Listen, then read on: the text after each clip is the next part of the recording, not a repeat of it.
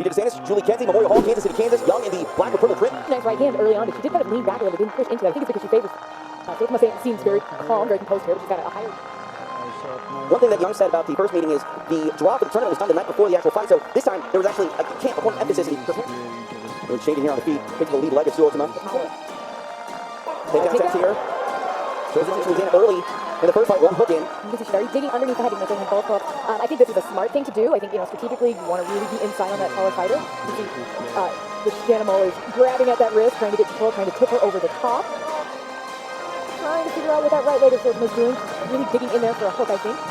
Cage is in the way, not a little bit more space, and Shanimal is pulling on Sue Ultima's arms, trying to give her rock to the side. Sue Ultima, a brown belt in Brazilian Jiu-Jitsu, firing off that right hand. We didn't see this much in the first fight. She had back control, but she wasn't as offensive-minded with the strikes. So this is Ultima doesn't have total back, she's got back control. She doesn't have the hard. She did not have that choke all the way in.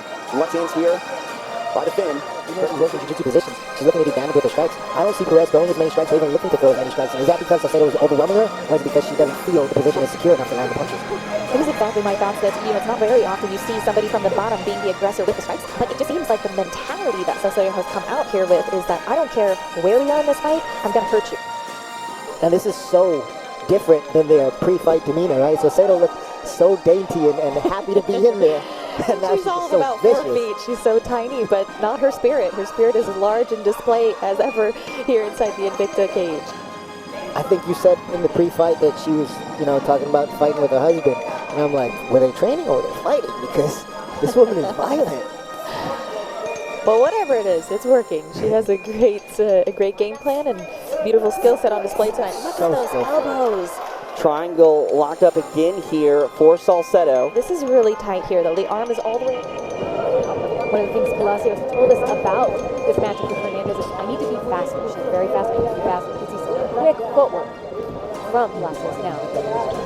We mentioned Palacios' brown belt in BJJ. She actually has a black belt in karate as well, and that was her introduction into jiu-jitsu. It was. She was wanting to learn. Once she got that black belt in jiu-jitsu or in karate, she wanted to try other things. And I think, much to Julie's point, that on the speed, this is what I love about the athletes. They're so fast, they're so technical, and they hit hard. I like how the comic such a great jab there comes in. Oh, she's a right left. Side kick. Palacios.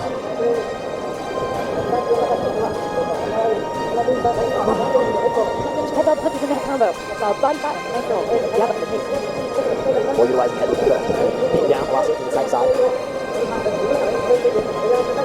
Athletes would love to keep it out of the hands of the judges, and Jenny Young coming out aggressive here in the second round. She's coming out, she's dropping her hands a little bit. Oh, Schwartzman trying to close the distance here back in the clinch.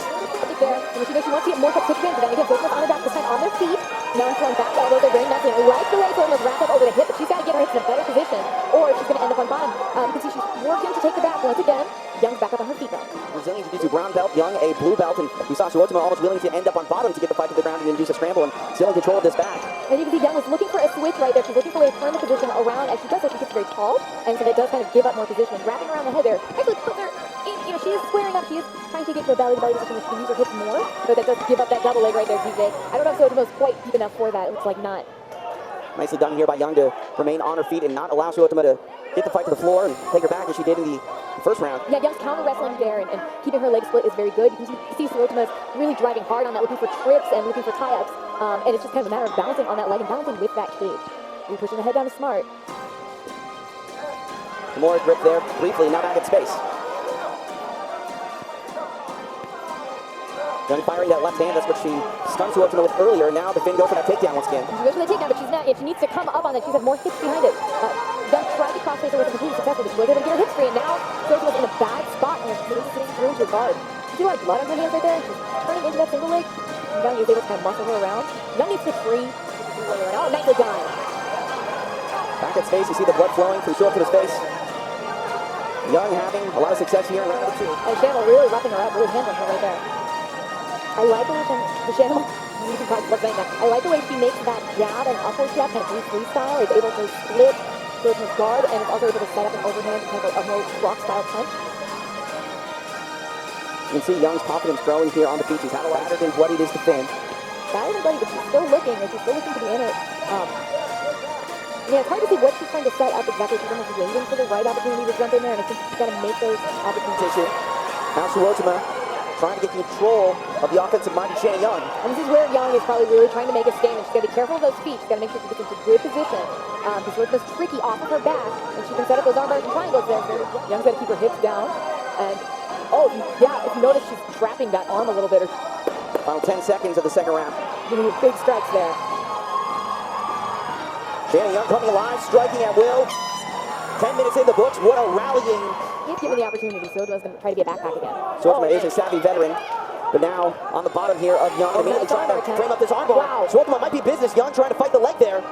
And Young is bracing there with her knee and throwing strikes, and she was able to kind of break the control there, but she was in an armbar platform. Being attached to that inside thigh, that can somewhat slow down the opportunity to get hit, but once she's free, her head is going to be super exposed as it is now to get hit. So we're wrapping her right leg up, maybe trying to set up a leg lock there.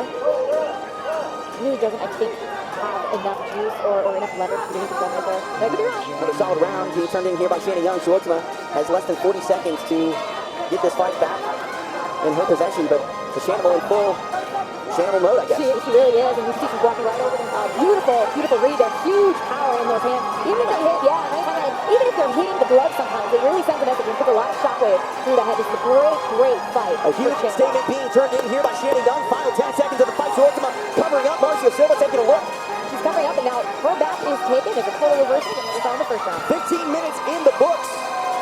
They only had 5 minutes to work. Shannon Young found her time, and when she took over, she did not let Suotama back in the fight. Ladies and gentlemen, we have a unanimous decision. Judge Kevin Champion scores it 29-27. The score is at 28-27. And Judge Stephen Graham with a score of 28-26. Your winning red corner, the Shadow.